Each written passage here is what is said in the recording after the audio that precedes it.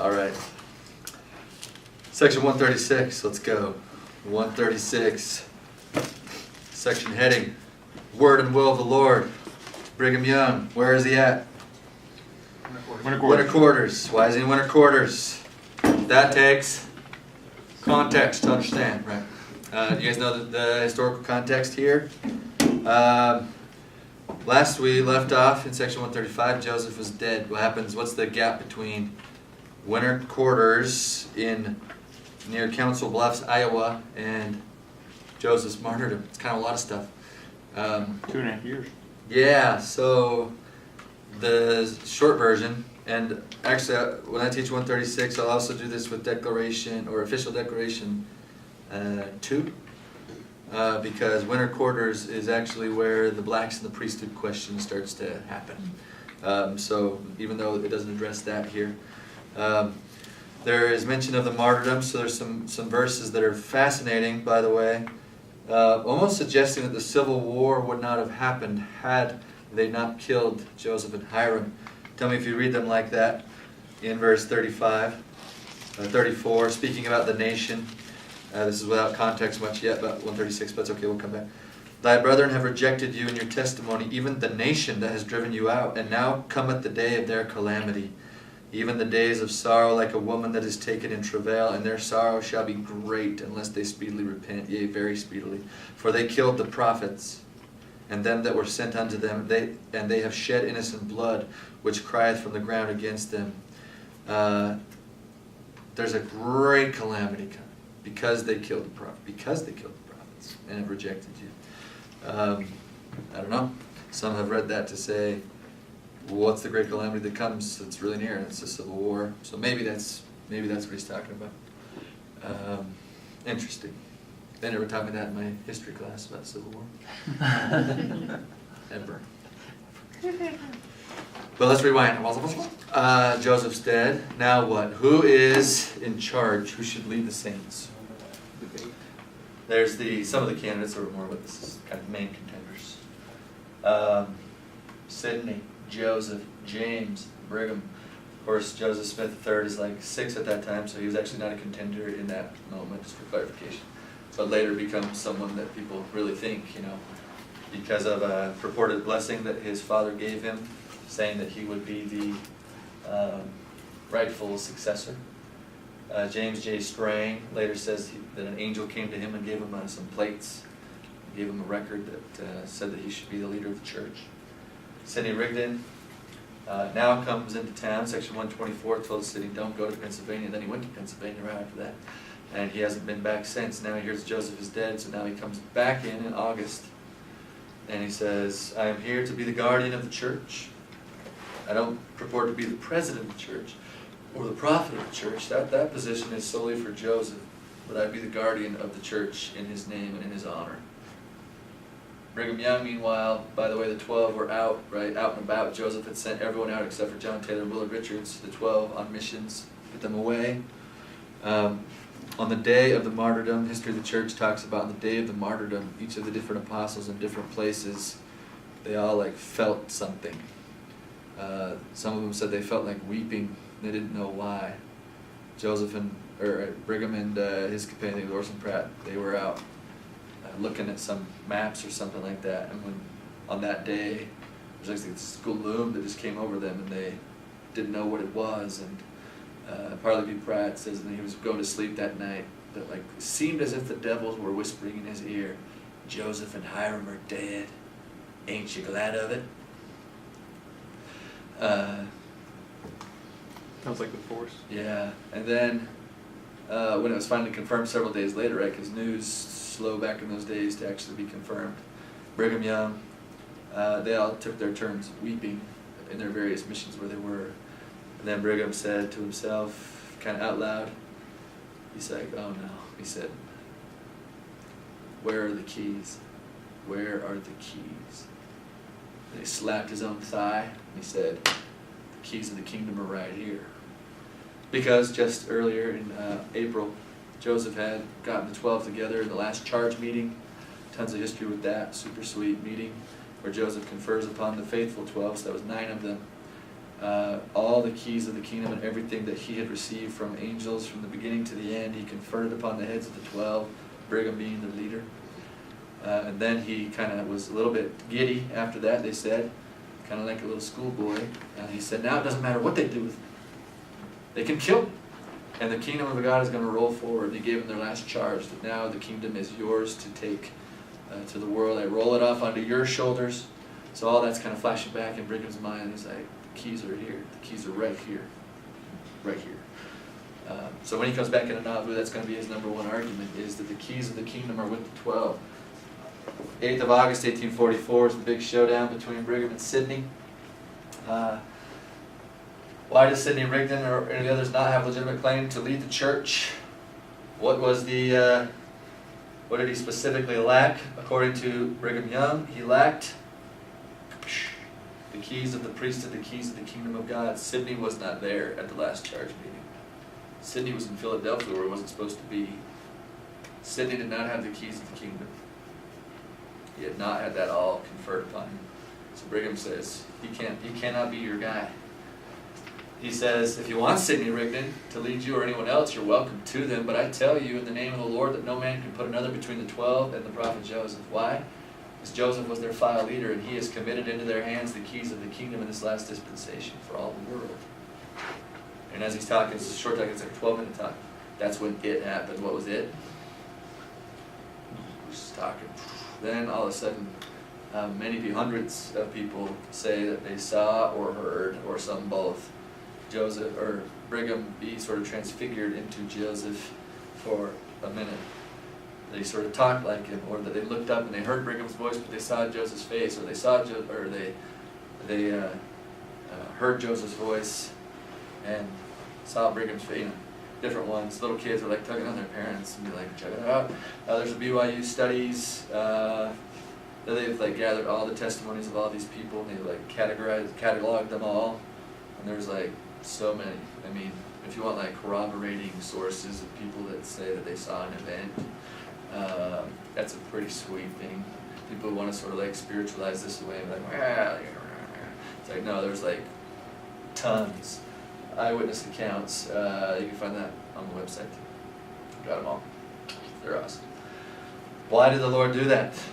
I like how Elder Holland talks about it. He said this.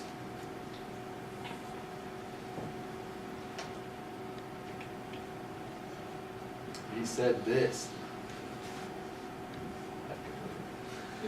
Thought I had it on you. Too bad we can't read it. It's better when Elder Holland does it. Anyway, he says that he was saying at least this message, the keys of the kingdom of 12, that was Brigham's message. So obviously, right, Brigham is the man. This is the obvious and very important declaration about church government the Lord was making. Then he says, but an even more important declaration was the manifestation of heavenly power itself. God's might and direct involvement in the issue was the truly important thing that was conveyed here. Not that Brigham Young was to be in charge, or even that Joseph Smith had been in charge. The message was, God is in charge. When he says it, it just gets better than me. He says, God is in charge. I really should put the audio in there. But that's how I like to then frame the next sections, right? God is in charge with D&C 136, Official Declaration 1, D&C 138, there's the plug for that. And Official Declaration 2, what we see is, although the faces change, the common thread throughout is that God is the one that's leading them and is in charge.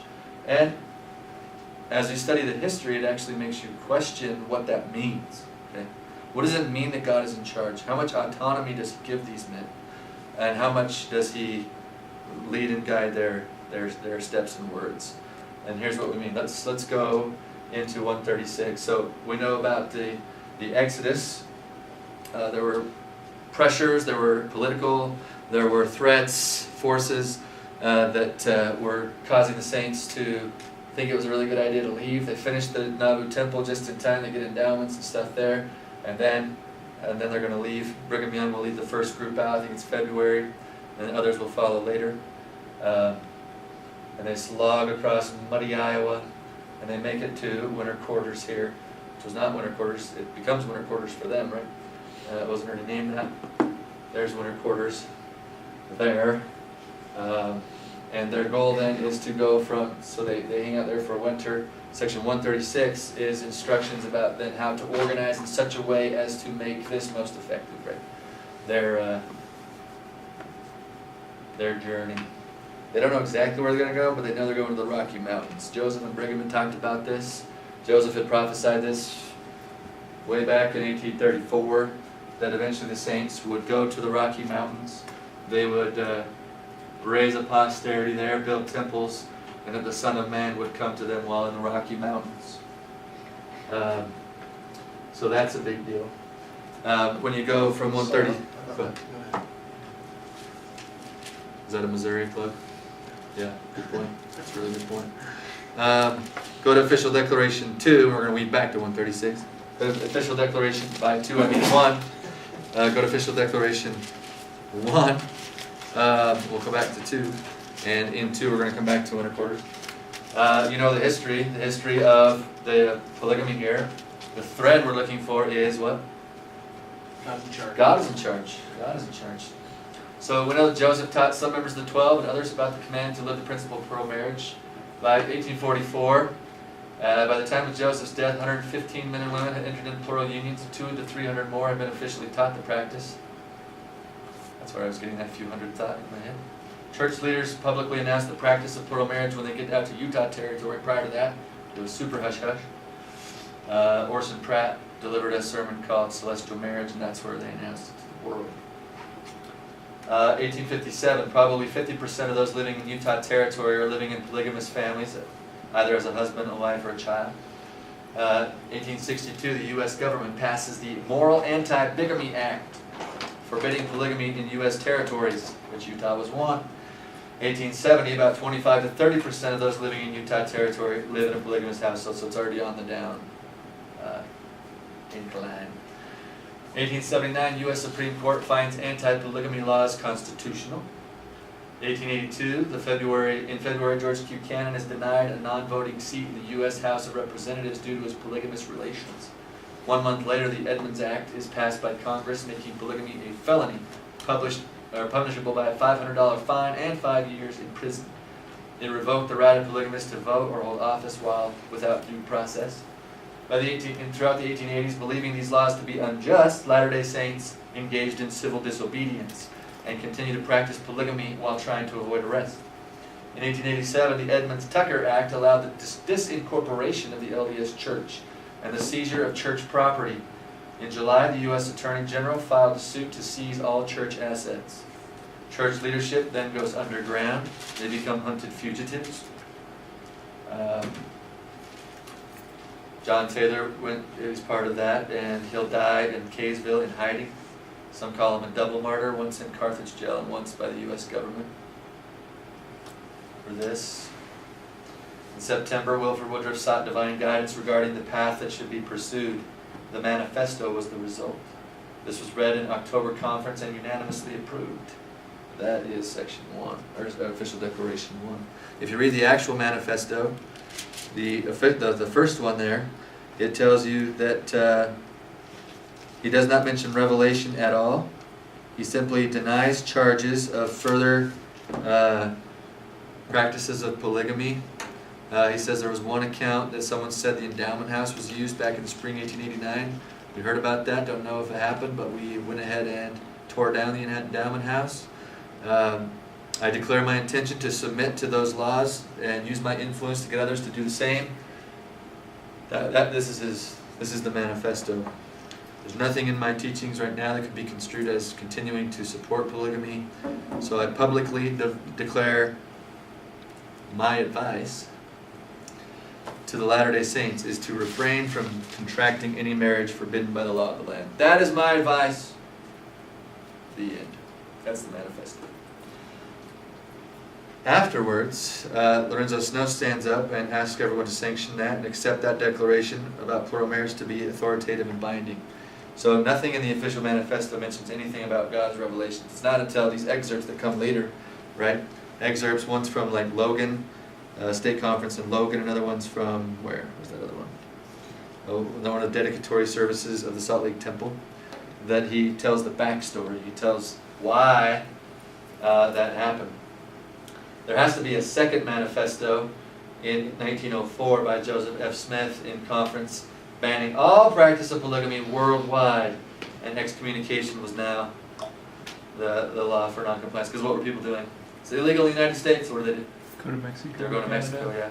Then down to Mexico, and they would do that. So Joseph F. Smith has to say, hey, nope, that's not authorized. 1904. Here's some pictures of some of them that got caught. George Q. Cannon and others, Utah Territorial Prison, wearing the stripes of shame.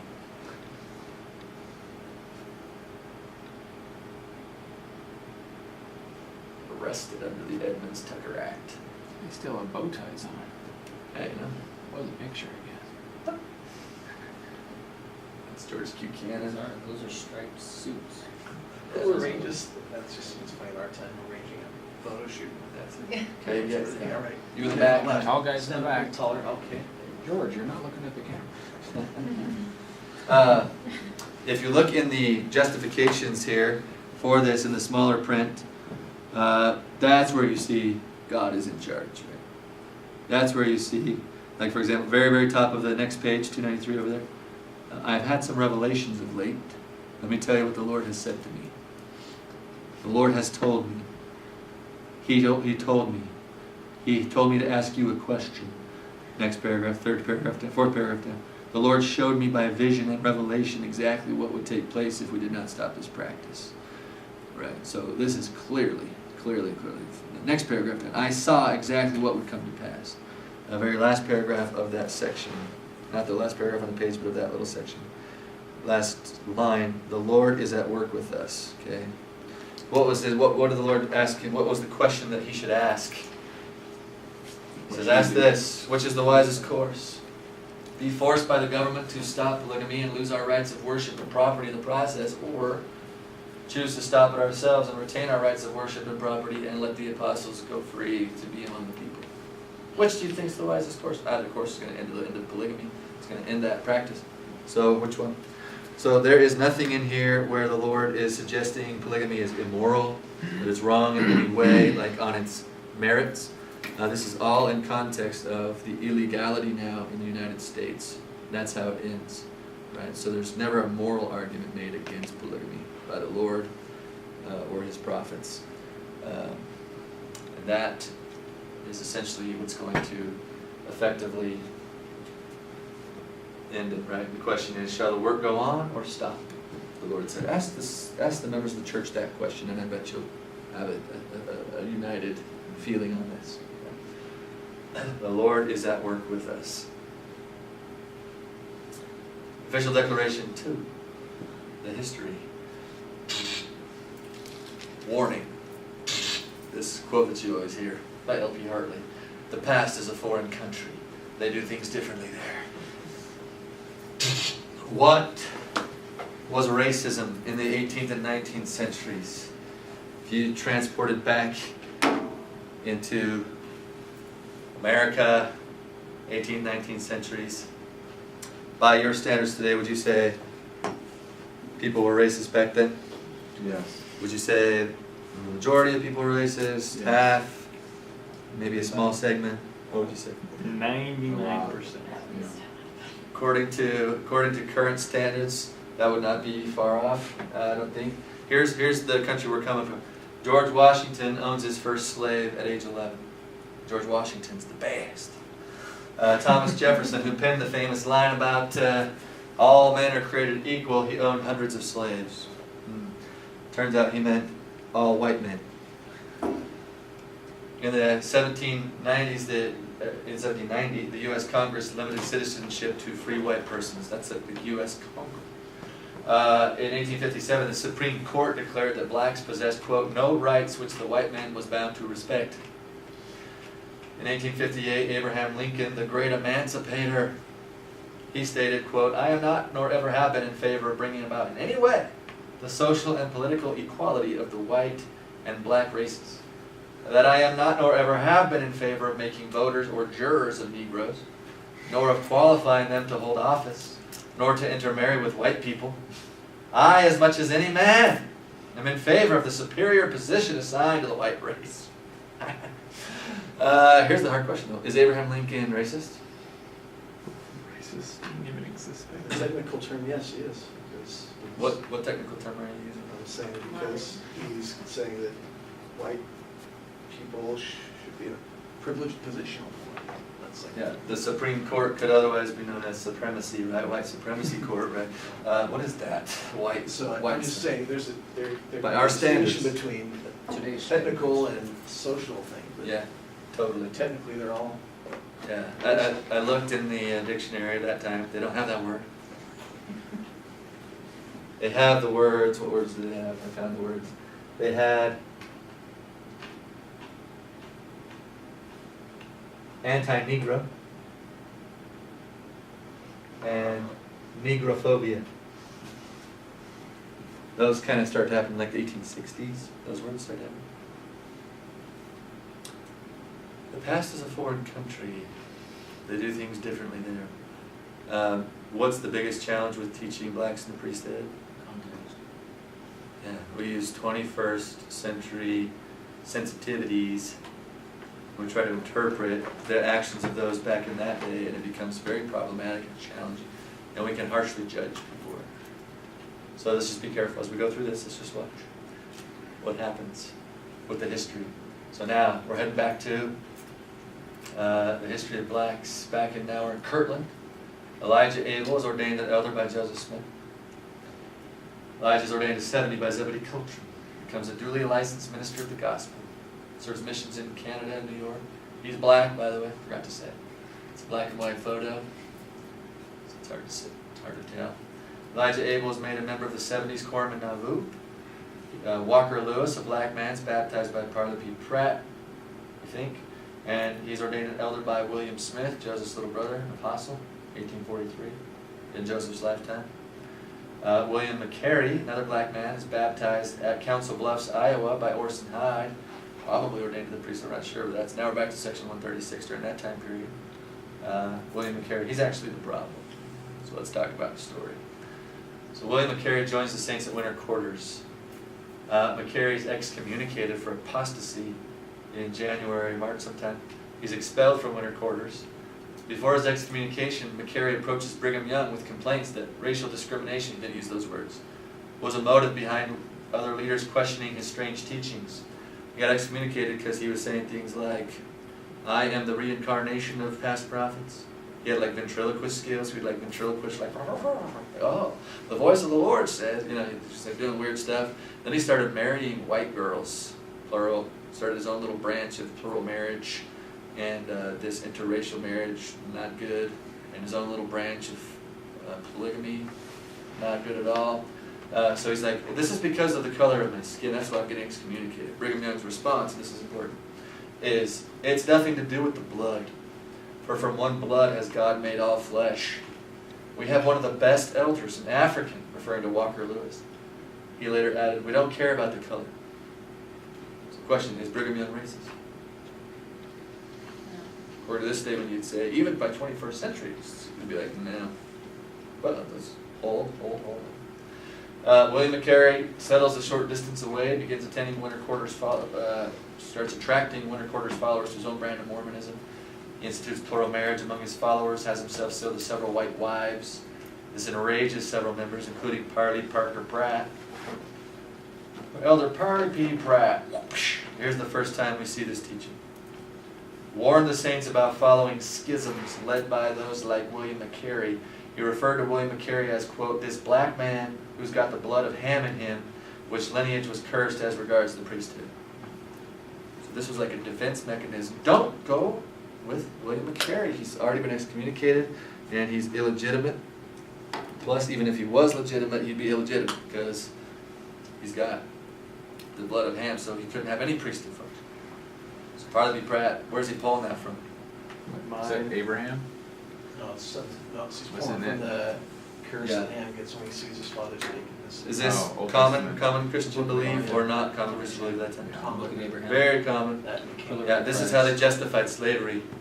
Like this is how like all the slave trade and stuff from like Christians. How did Christians like justify, how do they reconcile the cognitive dissonance with slavery? Well, they used Cain, the curse of Cain, the blood of Ham. That was their go-to. So the saints obviously knew about that kind of stuff.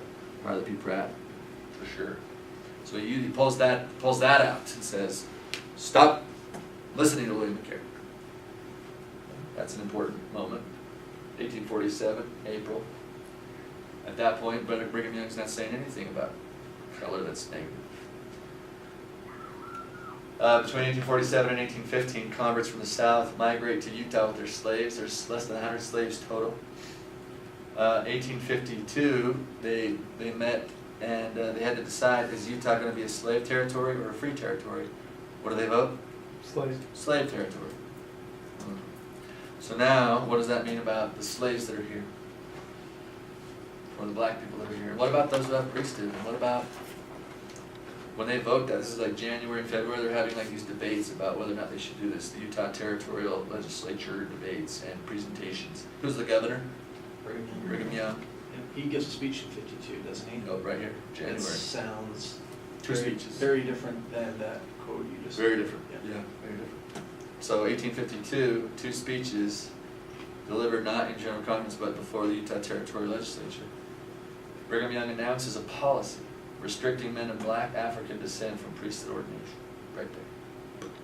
People opposed him. People like Orson Pratt. You guys heard Spencer Fluman talk about that. I went and looked that up afterwards. That's true, man.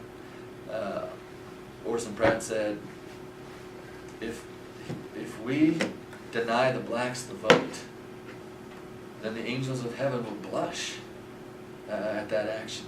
This is going to hinder the work of the Lord going throughout the whole world. Like, this is going to cripple us for, he said a certain amount of time, I can't remember, it was a long time. Guess who was right? Right. He's like, I don't think we should do this. Question, Scott. No explanation given in terms of revelation. Okay, please. Is it true that Utah, if they entered as a free state or a free territory, that it was going to cause issues in the South? Like all the people in the South didn't want them to be, or is that a state? Maybe that's statehood, not territory. No, I believe there was like a political motivation to being a slave territory, but I can't remember what it is. Like they couldn't get the votes of the southern states to allow them to be a territory unless they entered as a slave state. Somehow that would balance something. Because if they entered as a free state, then there was like too many free states. I can't remember who this it is all was. pre-Civil War, so yeah. So that balance matters for people. This is territory, yeah. Like even becoming a territory of the U.S., that mattered. I can't remember the full story, but I think that's something about that balance. That's right. I said no explanation, but he actually did give an explanation. His explanation, if you all look at it, these are, I think, with your 21st century eyes, you're going to be offended as you read these. They're not good. Like from our standpoint, it's like, oh my heavens. He says that blacks should not have the priesthood. You know why? Because of Cain, because of Ham. That their proper position is to be slaves. That masters should be good to their slaves, but that's one of the best things you can do for the blacks is to make them your slave and be nice to them. And stuff like that. So, like so, like, you know, as you read, it's not super great. He doesn't invoke revelation or anything like that. So that's led to efforts to explain why did Brigham Young do that. Here's my list so far. It's a growing list. Number one, he was racist. He was acting on his own racism. Now is the chance. He's in a position of power. Now he can flex those muscles and hurt the blacks. He was just biding his time. Now is the moment. And I don't like that one. I think there's counter evidence to that. Namely, Winter Quarters, William McCary, Walker Lewis, one of our best elders. We're talking about. What year was so the Winter Quarters was post Joseph? Yeah. Martin. Now we're right before 1840. So he is the leader of the church at the point. Yeah, leader of the church. Could have done whatever there, right? Right. Number two, scripture misinterpretation. Brigham was acting on what he believed was required by Scripture, saying that Cain is inferior and that none of them should have the priesthood until all the whites have had a chance of the priesthood blessings, and then later they'll go on to the blacks. That's how he interpreted all that. So he was trying to be true to Scripture, but he just got it wrong. That's one. Another swing. Revelatory. Brigham Young received a direct revelation from God that this was the right thing to do. 4, it was reactionary. Brigham Young enacted a policy in response to the racism of his people. The saints weren't ready for full racial equality yet. They believed in slavery. Some of them brought their slaves with them, and to not do this, somehow they weren't ready, and so it's kind of like with Moses and the people weren't ready for the higher law, therefore they got the lower law. Let the people have what they're ready for. I feel like they could do polygamy, they could probably be their slaves. Political. Brigham Young felt it would be easier to enter the Union as a slave state in order to preserve the balance of power and confidence. There you go. 6 is missionary mindedness. Brigham Young thought this policy would attract more converts from the southern United States.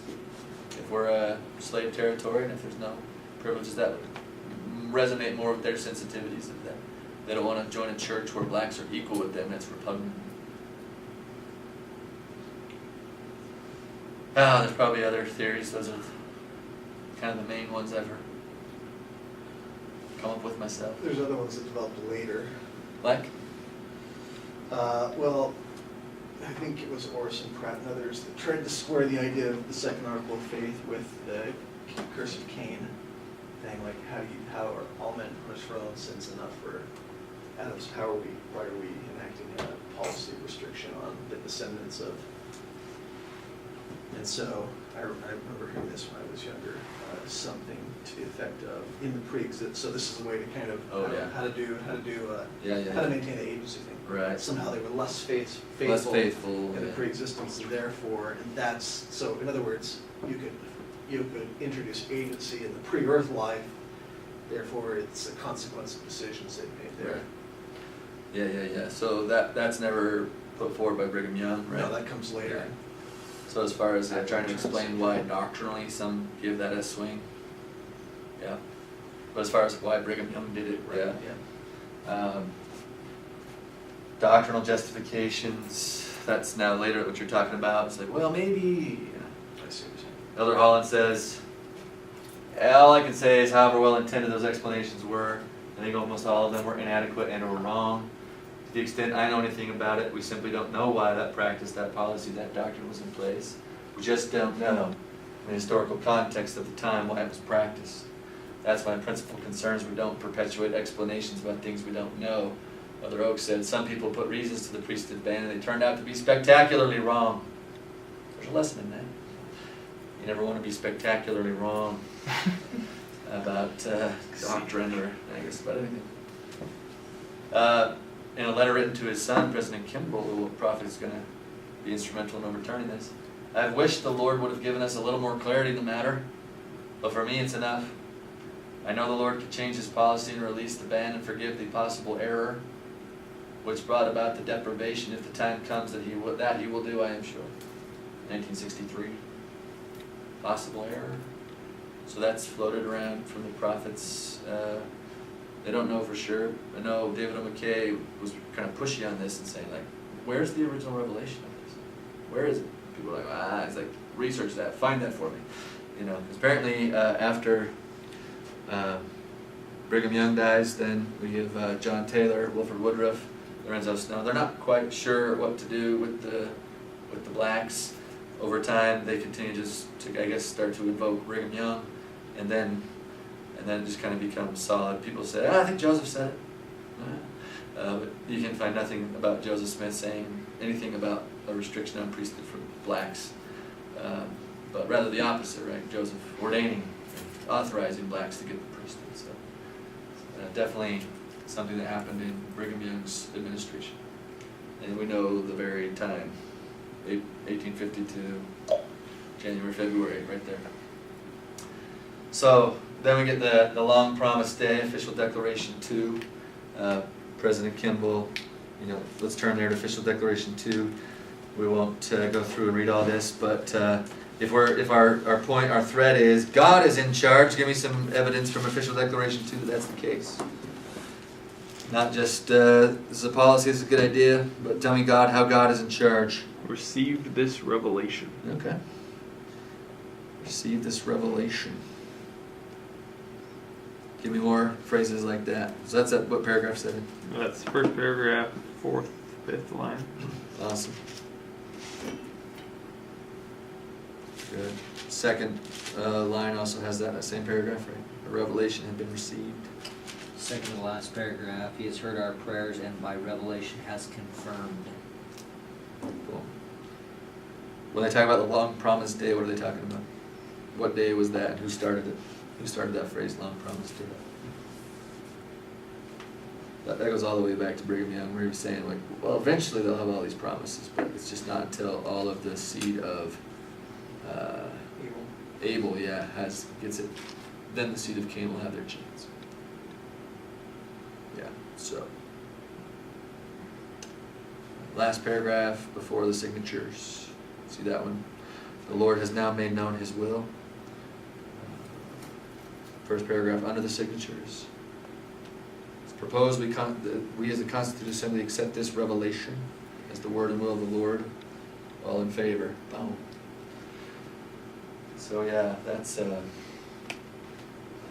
so whether or not this was actually started by God, the brethren were convinced by President Kimball's day that because of the ambiguity of it, it needed to be ended by God. If it started as a policy, it could be ended by policy. If it started as revelation, only revelation could overturn it. But if it started as a policy, but they weren't sure it started as a policy, a revelation could still overturn it. If it starts, so revelation needed to be there because of the ambiguity. The brethren did not dare to move forward with anything until there was a revelation, and so the Lord announced it there, clearly through President Kimball, unambiguously. This is a revelation from the Lord. Right? So, we've got so many good things here.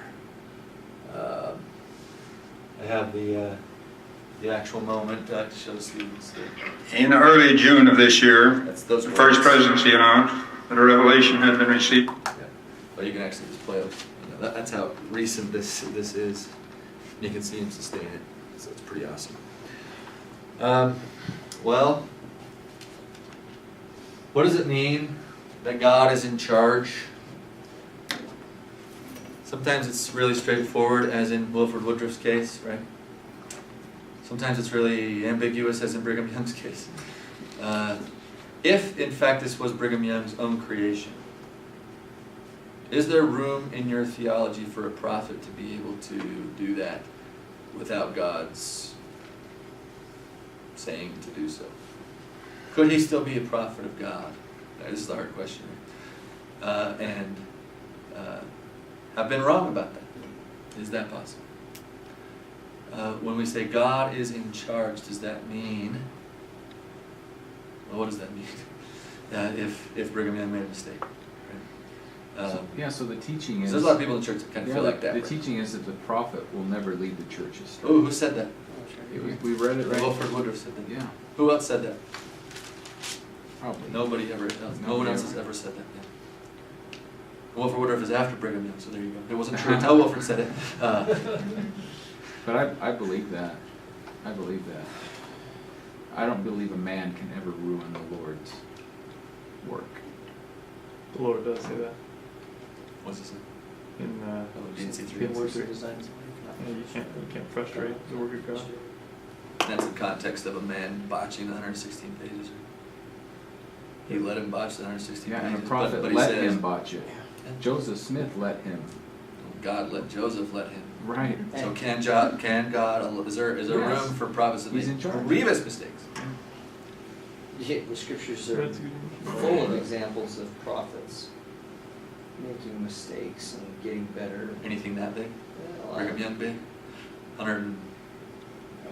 Basically. people running away from Nineveh, and you got all kinds of stuff going on. Yeah. There's a lot of people that did not receive the temple ordinances because of Brigham Young. Did not receive. So the argument goes, right? Would God even allow him to? 116 pages is one thing. 116 plus years of no priesthood. That's another. Or is it? Or is it the same? Go ahead. This is why it's so important to believe in salvation by grace and not by works. Because if you believe that the Savior saves through his merits, mercy, and grace, then the works of a prophet are not the only thing that qualifies him to be a prophet. It's the authority placed upon him. Where are the keys? Right here. Can we believe Brigham Young has the keys, Stephen, and could make that big mistake? What do you think? Well, I think our theology absolutely leaves open that possibility. And that doesn't mean we stay loyal to the keys, we stay faithful. Yeah, don't throw Brigham under the bus. Right. But it also leaves open the possibility that, the obvious truth that prophets are not perfect. Not the possibility, but the obvious truth. How far can you push that? How imperfect can they be? Well, if I believe in salvation by grace, it takes a God to save Brigham Young, and it takes a God to save me. And that's how far we need his forgiveness. So you're gonna have all kinds of people. There are all kinds of places in your classes, right, on the spectrum of what with Brigham Young. And a lot of the younger kids won't even know where they're at on this, and they're gonna have to decide, and you'll have a chance to influence that. I don't know where you're at on this, right? And it's okay. This is not one of the temple recommend questions. You can believe that Brigham made a mistake, but if he was still a prophet of God, that's okay. You can believe that it was a revelation from God. That's okay. People will fight you on an Spencer Flumen and others. Who will say, I don't know if he gets it, and there will be, historical arguments made, but yeah, is there room in our theology for that? I believe there is. I believe he could have made that egregious of a mistake and still been a prophet of God. He made some doctrinal mistakes that were kind of big, right? About the Godhead, Adam-God theory. Still a prophet of God. I think we're learning about what a prophet is, rather than holding Brigham up to some pretended standard of what a prophet is and saying, you don't pass. Let's look at what a prophet does, and let's learn what a prophet is based on what prophets do. And then we recognize this weakness that could possibly be there. As President Kimball said, possible error. It's a possible error. President Kimball was open to the fact that this was a possible error. But President Kimball did not, therefore, then denounce Brigham Young. President Kimball said, Adam-God theory is bogus. But he didn't say, therefore, Brigham Young's not a prophet. So, yeah, we're just these nuances of what being a prophet is. God is in charge. What does that mean? Well, these sections certainly help us wrestle with that. I'll end with President Uchtdorf. I have a personal witness, he said, that Jesus is the Christ. I know that this is his church. He presides over it. He is close to his servants. He presides over it.